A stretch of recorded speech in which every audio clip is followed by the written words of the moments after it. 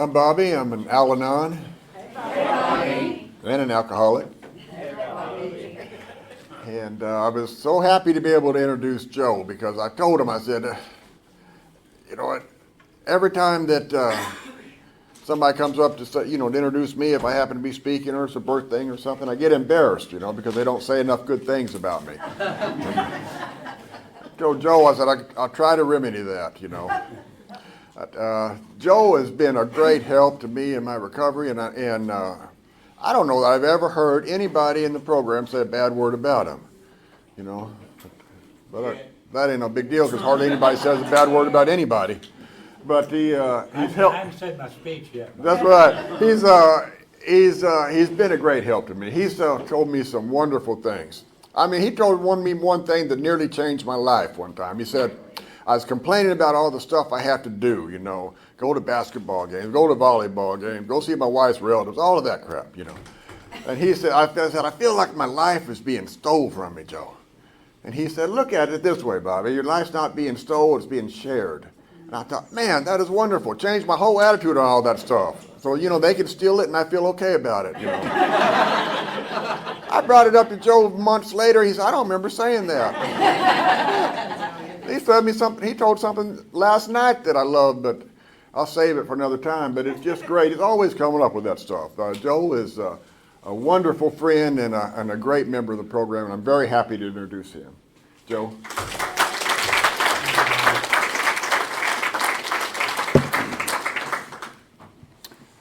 I've given Al-Anon talk and I've given an AA talk, but I've never given an Al-Anon talk in an AA meeting. So this is a first for me.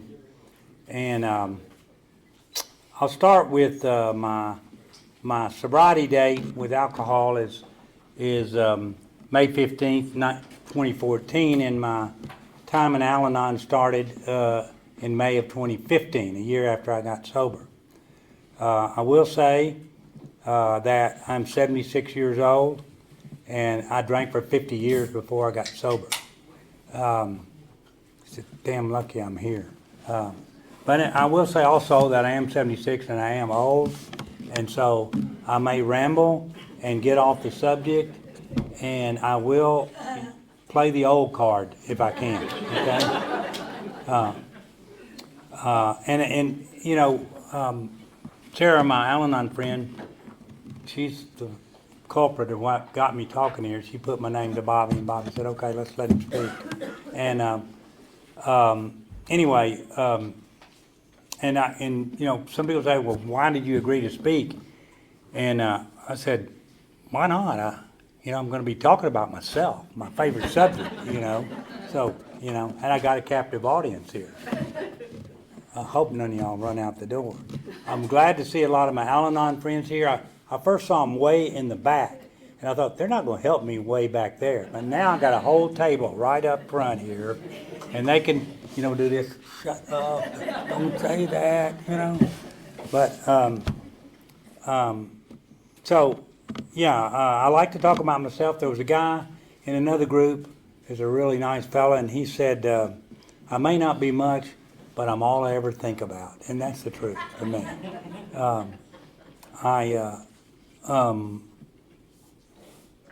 I remember just not too long ago, there was a guy in an Al-Anon meeting, and he was, I thought he was fairly new from what he was saying because he was bitching and moaning about his qualifier and how he was bad treated and people weren't doing the ways he wanted them to do and acting right.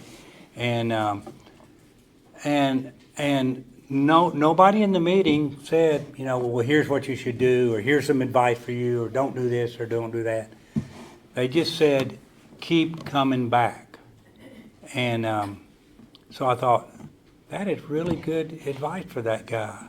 And that guy is here today, and that guy is me, okay?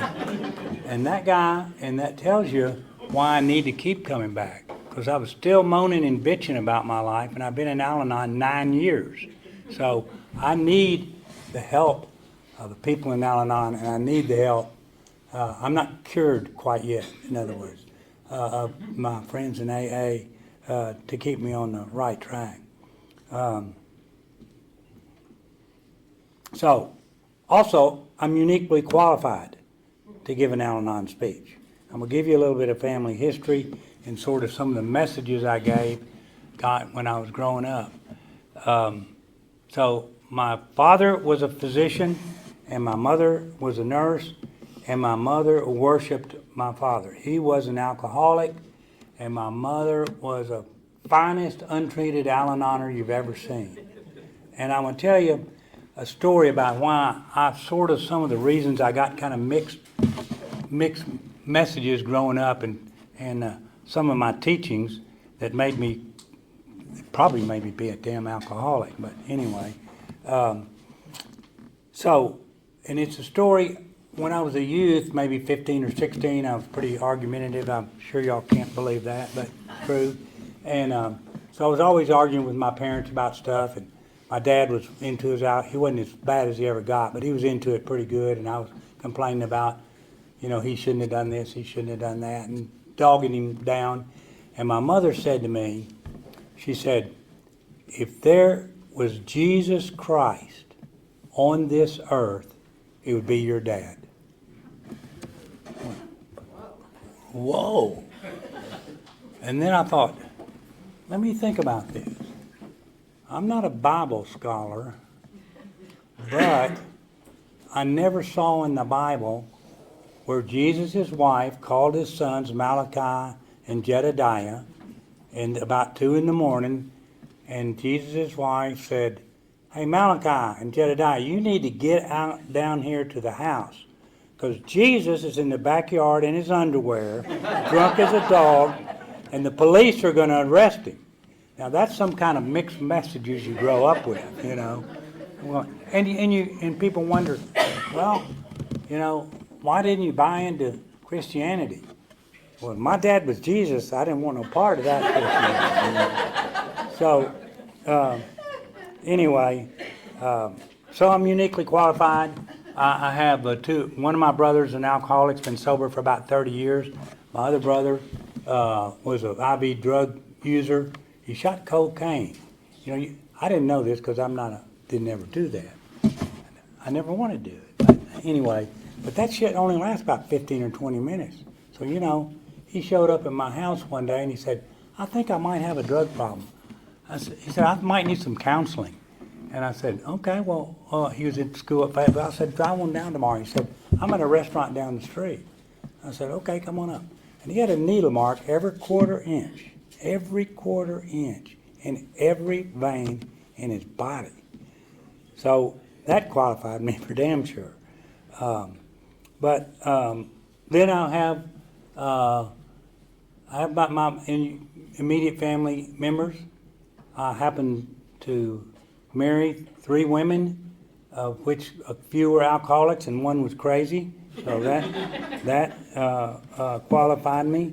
When I'm sitting in this room, I told her I wouldn't say anything bad about her, and I'm not going to. Okay. She took it easy on me when her talk, so I'm going to take it easy on her. Anyway, so I have 2 grandsons who are, one's in a halfway house addicted to meth, the other one's just rolling around at home smoking meth. So I am qualified to be here. I have lots of my family that, and then I got the chief qualifier, me. So I deserve to be here giving this speech.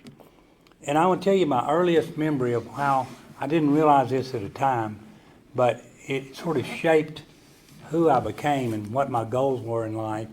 And it's an Al-Anon memory. When I was about 4 or 5 years old, I was sitting in a chair. My little sister was sitting beside me. She was 2 years younger. And I had a Bible, and I had it open. And my mom was a nurse. She had a bunch of nursing friends over there.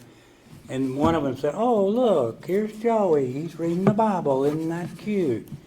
And I said I don't know how I came up with this line, but it was a great line, I thought. I said, well, I'm not old enough to read, but it makes me feel really good to pretend to read the Bible.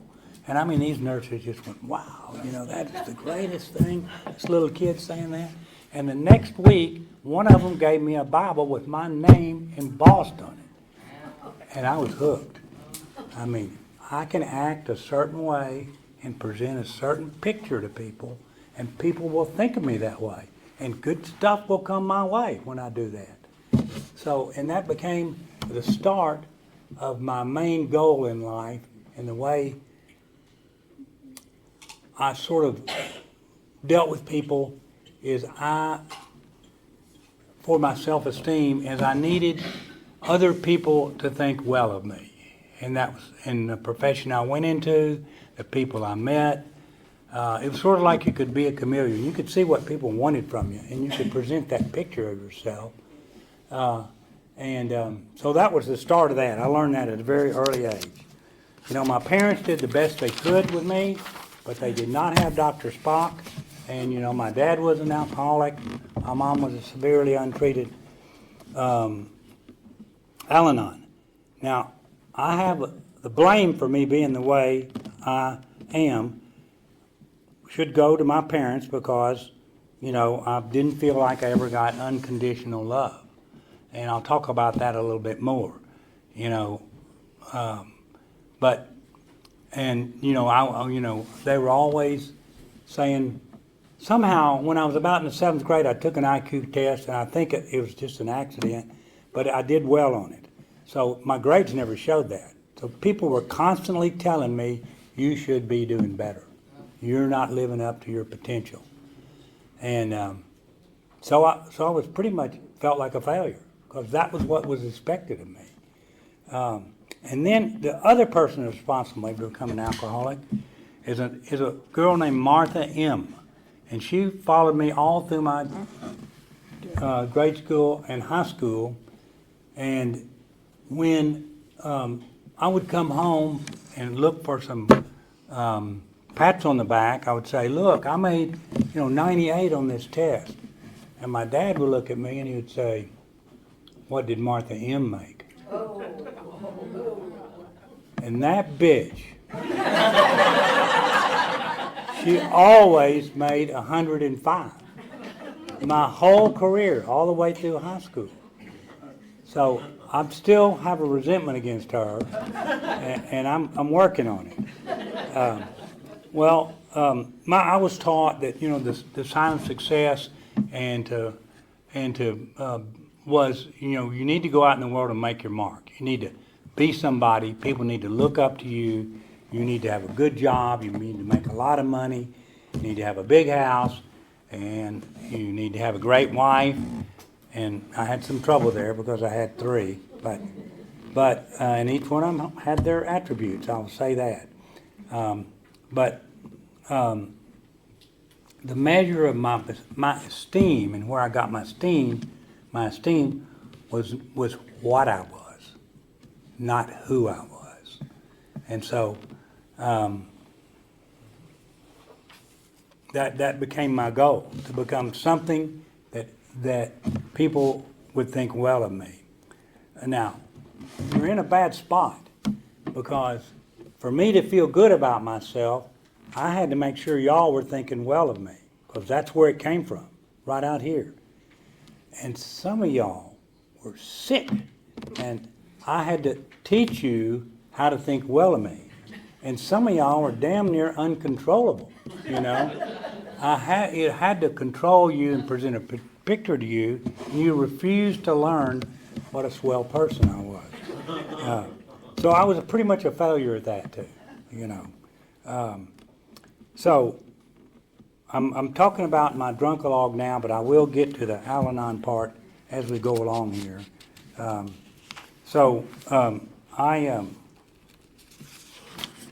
set this timer right now, because I'm already going longer than I thought I was. Wait.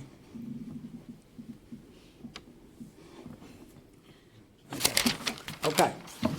So I took my first drink when I was 14 years old, and here's something that every alcoholic in here will understand. I immediately craved another one. And my whole life, I never took a drink where I didn't crave another one. It was never enough. And then, of course, there had to be stronger ones. No, not only did I crave another one, I know that made me feel good. Double strength would make me feel better. So so that process is like any alcoholic story you'll tell. You know, it slowly gets more. In college, you drink more. You know, I was able somehow to get through college and actually, you know, go to graduate school and higher education somehow, some way. You know, you know, you know, talking about getting things and having things that I thought my parents would be proud of me for was I remember well when I got a 3-car garage, and here was what's special: automatic doors. I called my mom up and I put the speaker up to the phone so she could hear those doors going up and down. Now I was a success, a big house with automatic garage doors. Damn. If I'd have known that earlier, I would have just, you know, spent my savings on them. But so I went through life steadily drinking and getting worse and worse. You know, some people, you know, one of them sitting in this room back there that I used to be married to, suggested maybe I needed some counseling and alcoholic counseling. But and I did go to Children of Alcoholics way back then, and it was interesting. You look at a 12-step program, but you know, that group folded, and I didn't follow up with that. It was another 30 years before I went into anything resembling AA again. So I did all this stuff, and I kept drinking, and I never lost a thing. Like I said, I lost a few wives, but you can get more wives, you know. But I never lost a thing. I never got a DUI. I made good money. I was respected by my peers. I was never, none of my boards and everything. I never had a back mark against me. So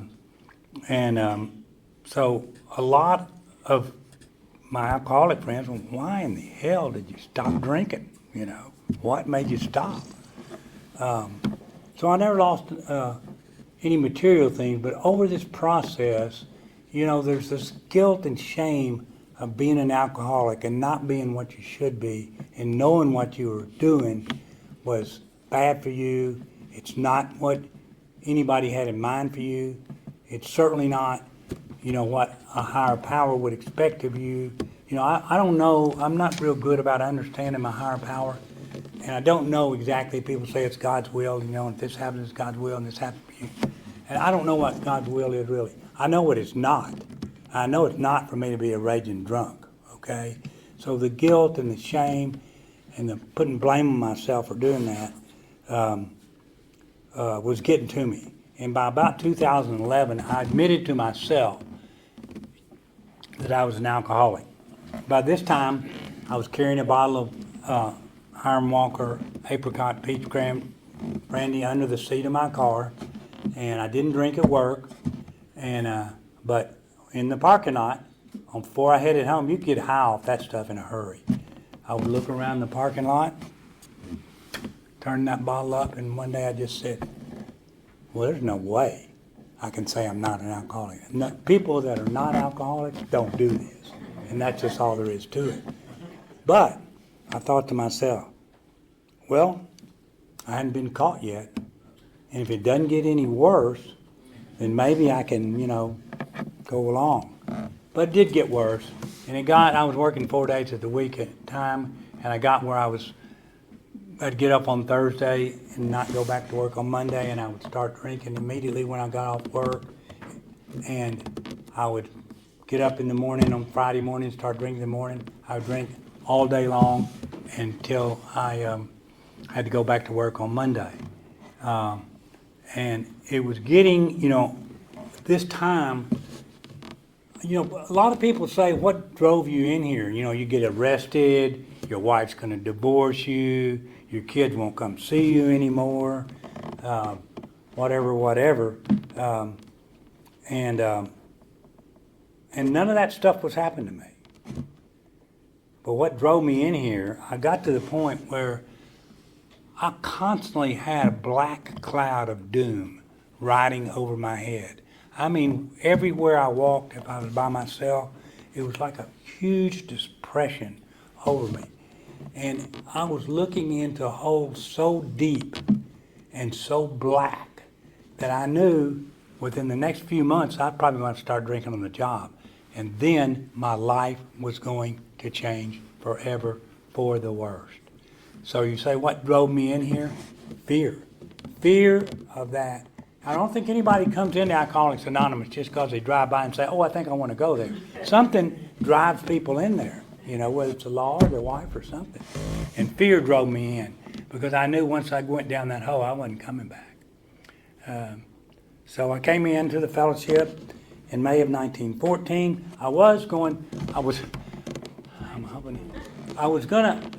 About a few weeks before. 2014. Oh yeah, you're right. I'm not that effing old. Okay?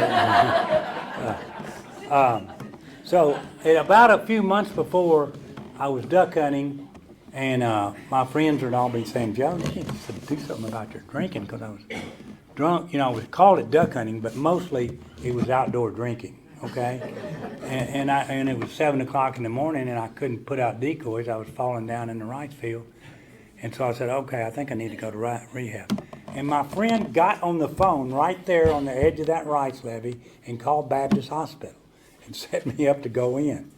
And so I got home and I got sober. I went, "Damn, I don't want to be going there. I'm going to have to report that to the board, and you know, I'm going to have to be in a cup for 5 years, and I'd just rather not do that."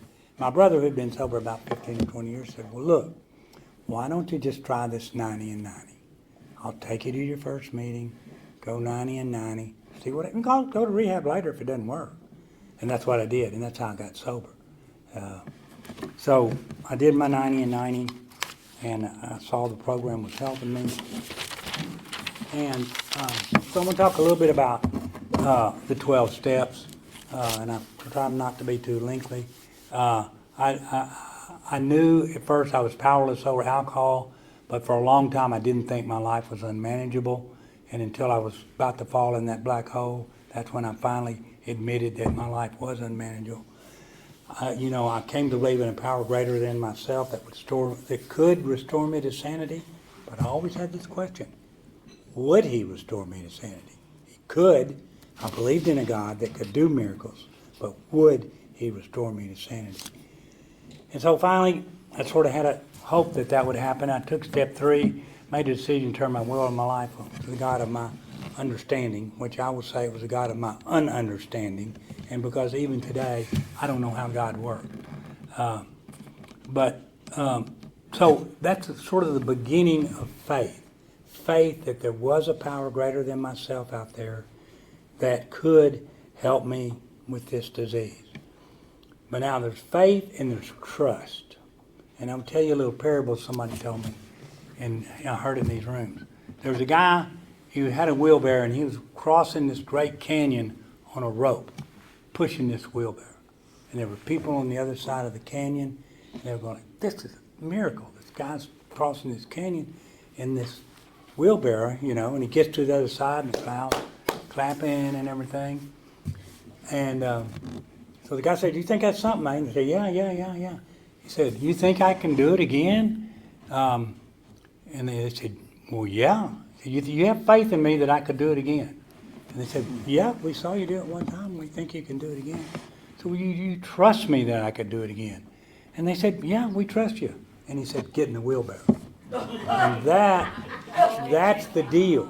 You can have all the faith that you want, but if you don't trust your higher power, if you don't have that in your heart that he's going to make sure you're okay, that's a different, so they have to go hand in hand for me.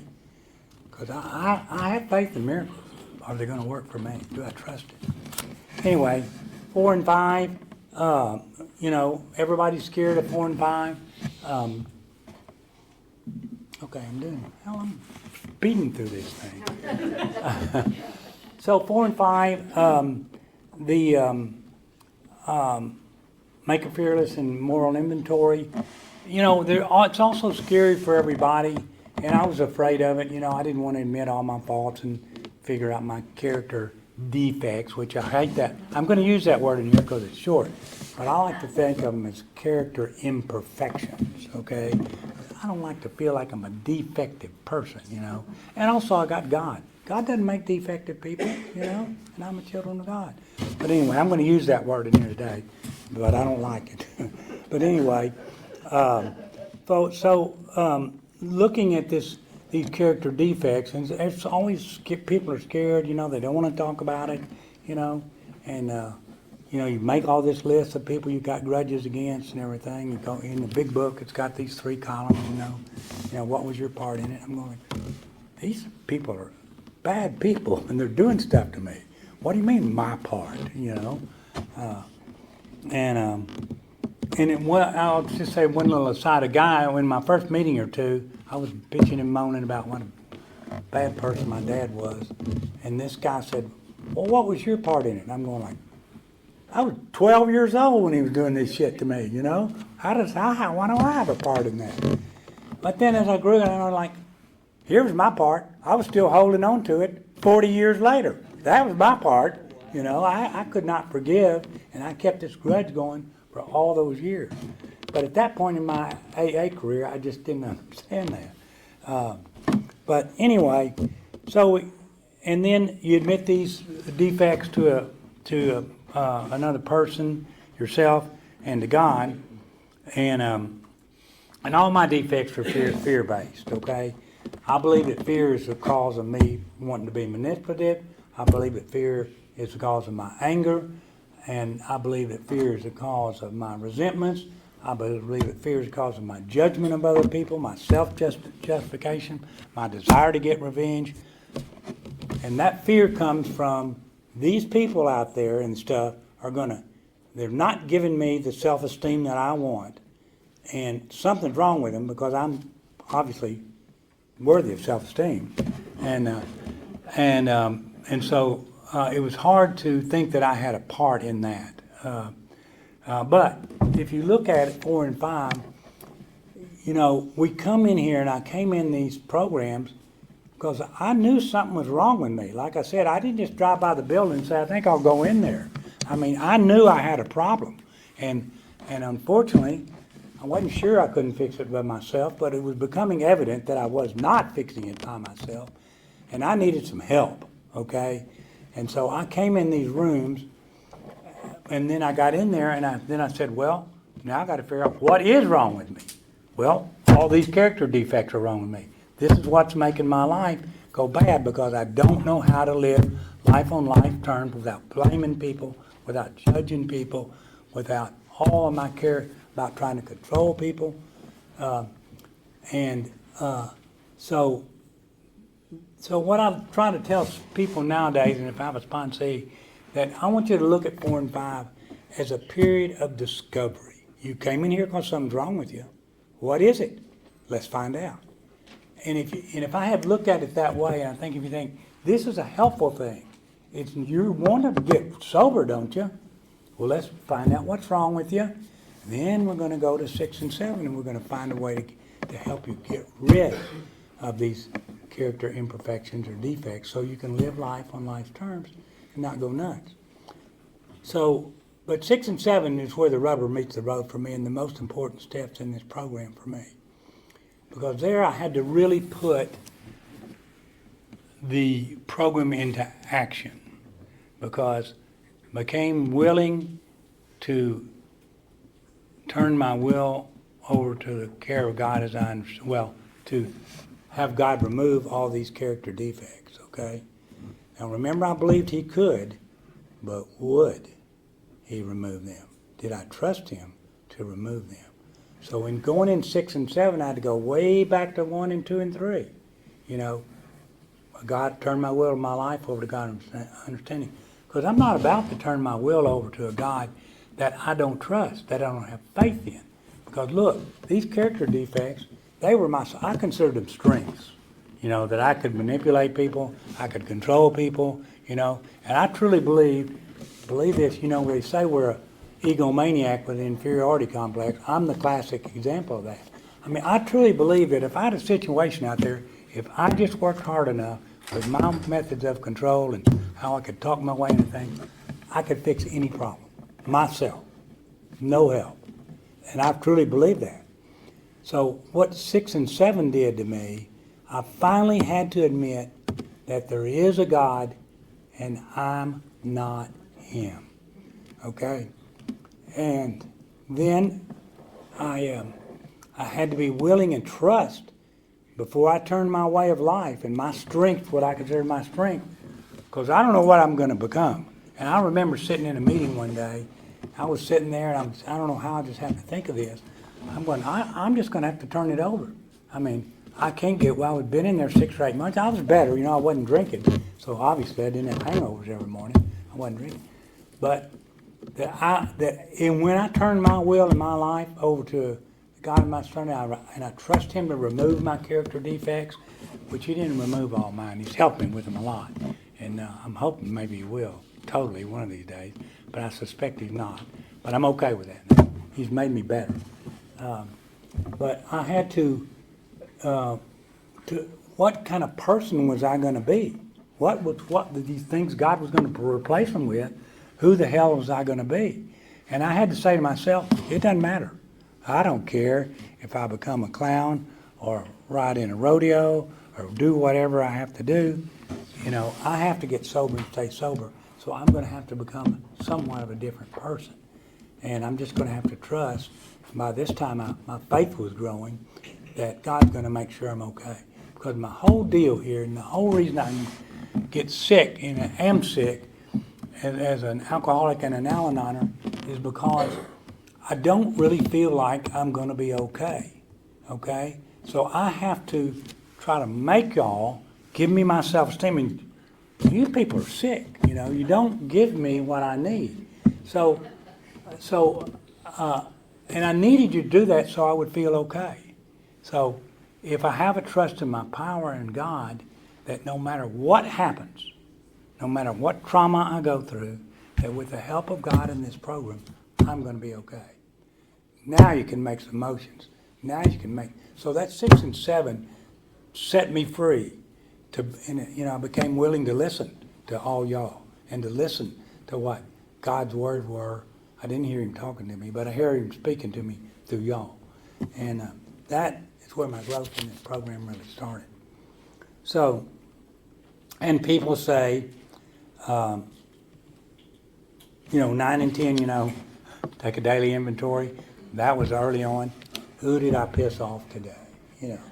Laying back, nobody. Okay, inventory done.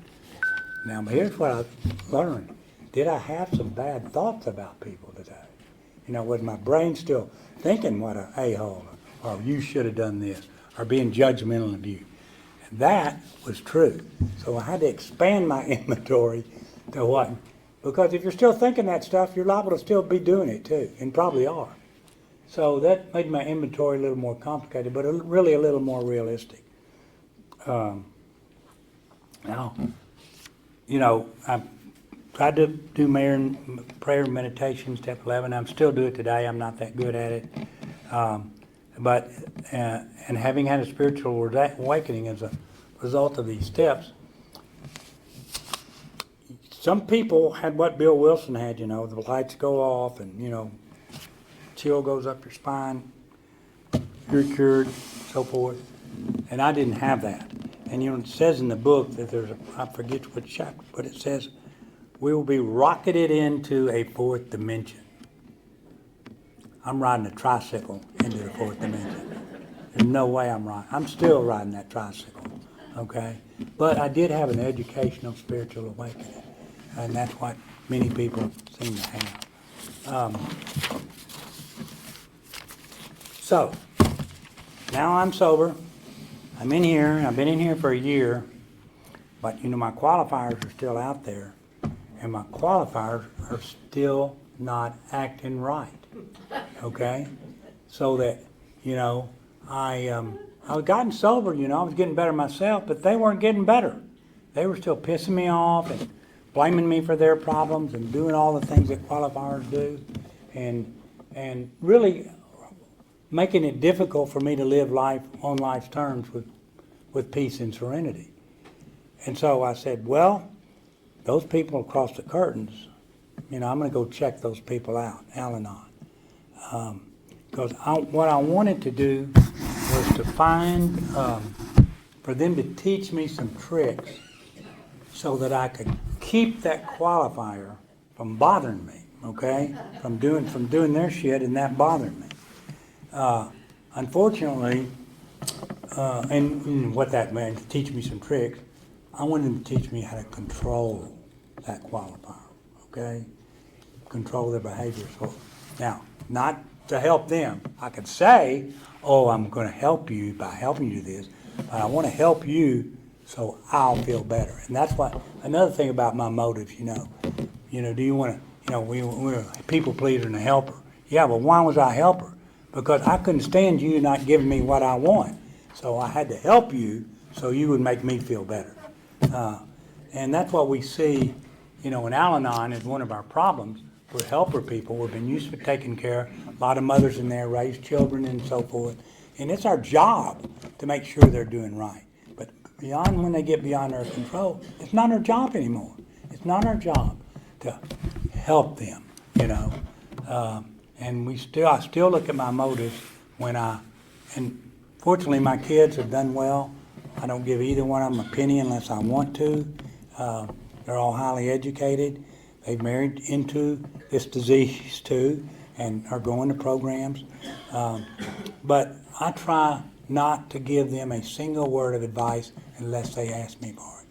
The old saying, unasked for advice, seldom heeded, and an unasked for opinion is almost never acted upon, When someone's telling you something, you say, well, let me tell you my opinion about that. What you're saying to that person, your opinion is wrong. I'm going to tell you mine, and it's better than yours.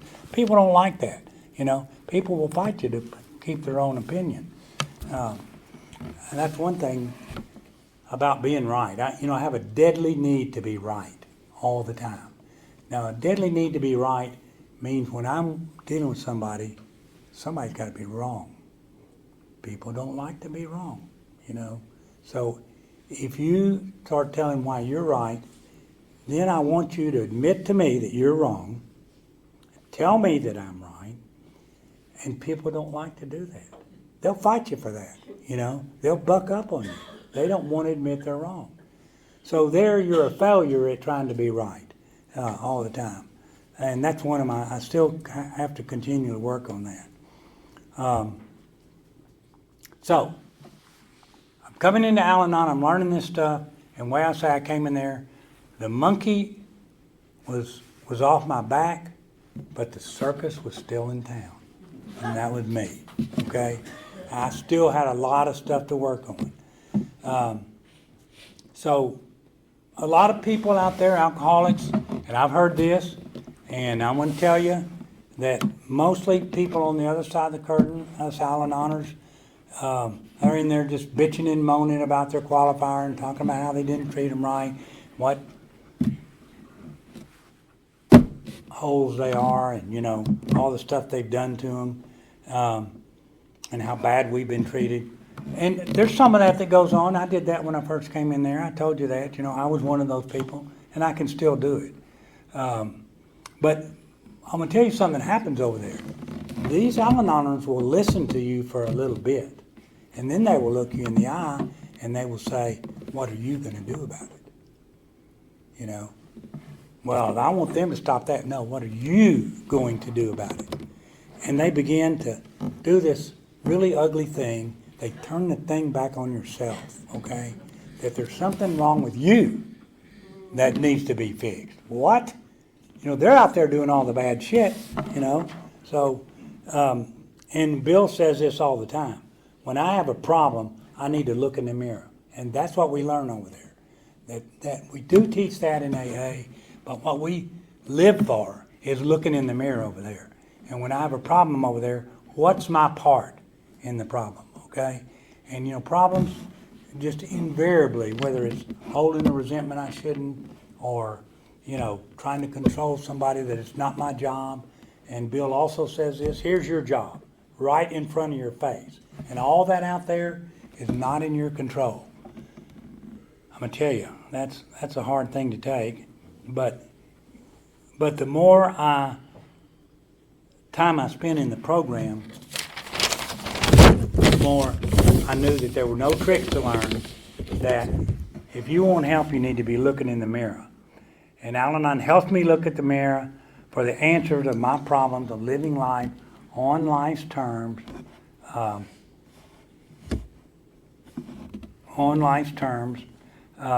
without going crazy, with some peace and serenity. The only thing I can change in this whole wide world, me. That's a hard lesson. I spent my whole life trying to change other folks, change my circumstances, make things be different out there. But I'm not in control of that, what's out there. And I don't have the power to do that, no matter what I think. So I still tend to get up in my head, you know, and get to wanting to be judgmental and blaming people for my problem, and not realistically looking at the person needs to change is me. And most of my problems when I look at today are still fear-driven, you know, like I'm not going to be okay if you don't act this way, or this doesn't happen. And I like to, you know, get into morbid reflections of the past and wallow in those. Still do that some. And I like to think about the future, how you people aren't going to act right, and what I'm going to do about it to make sure y'all look right, so that I'll be okay in the future. You know, don't misunderstand me that I'm helping you. I'm helping me. So today what I learned in Al-Anon is, and we say this is what we learn in AA too, we live one day at a time. We live in today. And you know, it's hard to do, but if I think about it, you know, mostly a day, you know, nothing's bad happened to me today. You know, I don't have control of this or that, but you know, still got some money in my billfold, you know, car still starts, you know, still make it to a meeting. Life is good today for the most part. So that helps me to live in today.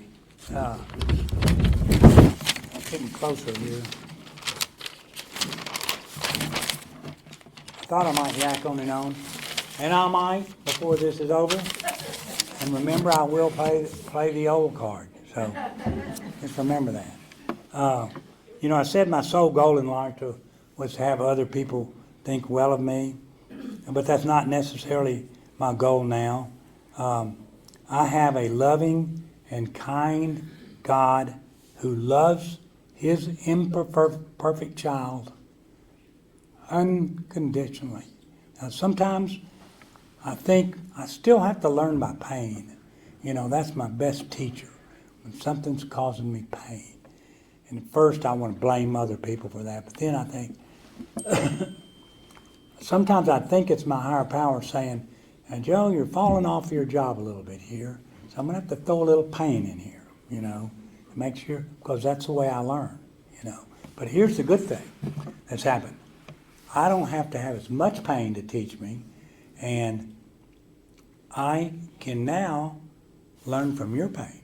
I can listen to what you say and the pain you're having, and I can learn from that.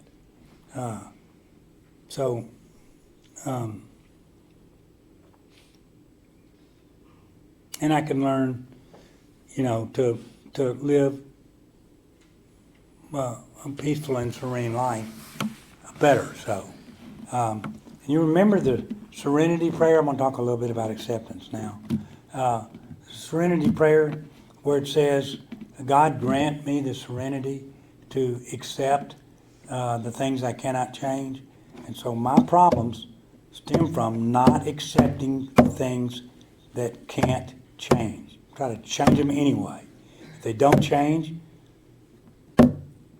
16 years ago, drink brown whiskey, okay? Now, it might seem like I've been talking an hour, but that was only 30 minutes, okay? Okay, so acceptance. So it says in that serenity prayer, grant me the serenity to accept. So I have to have some serenity and some peace before I can accept the things I cannot change. And that's what my God gives me. And that is what y'all give me.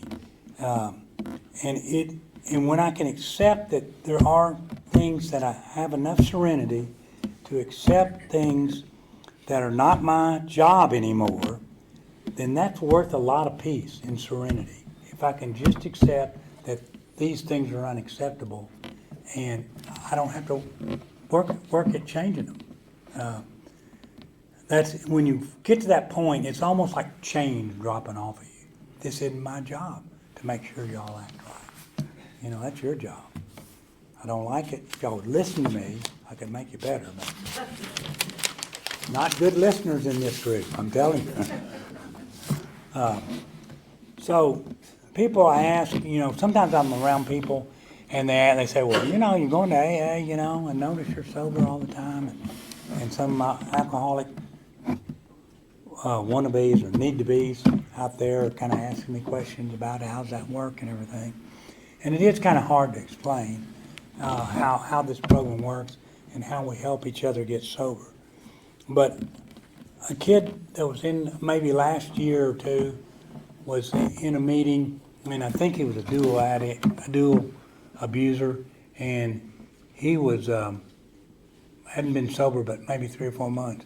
But he was in the meeting and he was saying, I need you people to help me. You know, he had realized that he couldn't get sober by himself, and he needed people to help me. And I need to be with other people like me. You know, I always say zebras like to hang out with zebras. We understand each other. And he said this to me.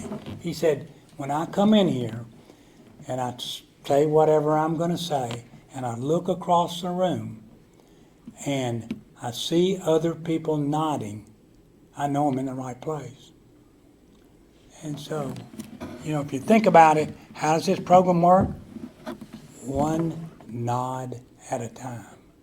Now, think about it. And it worked from the very start. When Bill was in that hotel in Akron, he needed to talk to another alcoholic, needed to talk to somebody else like him to help him stay sober. So, I suffer from an incurable disease, and but I do have a treatment for it, and it's sitting in this room right here. And it's sitting in the 12 steps, and it's sitting with the God of my understanding. So, I will say to y'all,